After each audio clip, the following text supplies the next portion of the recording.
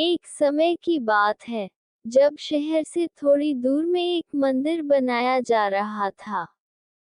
उस मंदिर के निर्माण में लकड़ियों का इस्तेमाल किया जा रहा था। लकड़ियों के काम के लिए शहर से कुछ मजदूर आए हुए थे।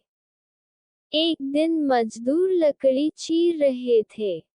सारे मजदूर रोज दोपहर का खाना खाने के लिए शहर जाया करते थे। उस दौरान 1 घंटे तक वहां कोई भी नहीं रहता था।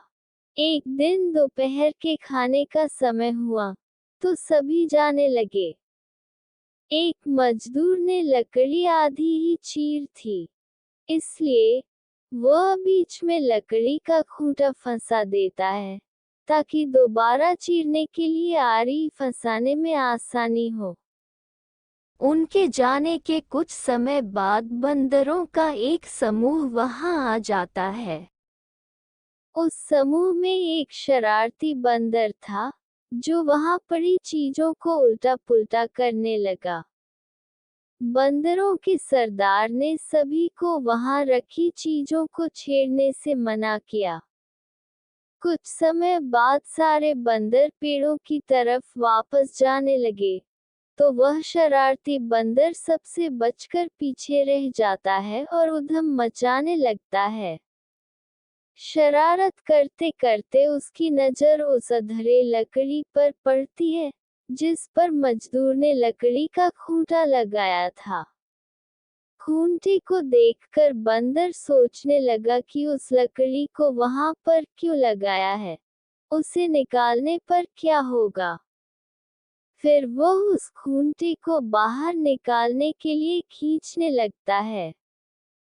बंदर के अधिक जोर लगाने पर वह खूंटा हिलने और खिसकने लगता है, जिसे देखकर बंदर खुश होता है और जोर लगाकर उस खूंटे को सरकाने लगता है।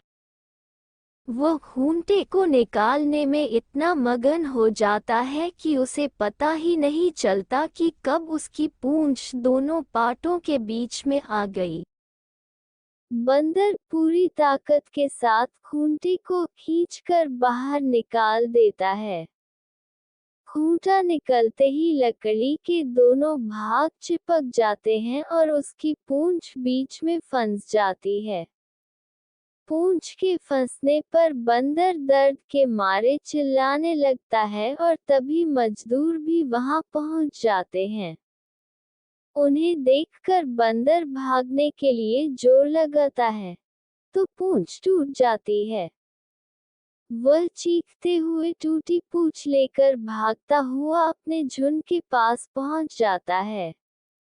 वहां पहुंचते ही सभी बंदर उसकी टूटी हुई पूंछ देखकर हंसने लगते हैं। कहानी से सीख। इस कहानी से हमें ये सीख मिलती है कि हमें न तो दूसरों की चीज़ों के साथ छेड़छाड़ करनी चाहिए और न ही उनके काम में दखलंदाजी करनी चाहिए। ऐसा करने से हमें ही नुकसान होता है।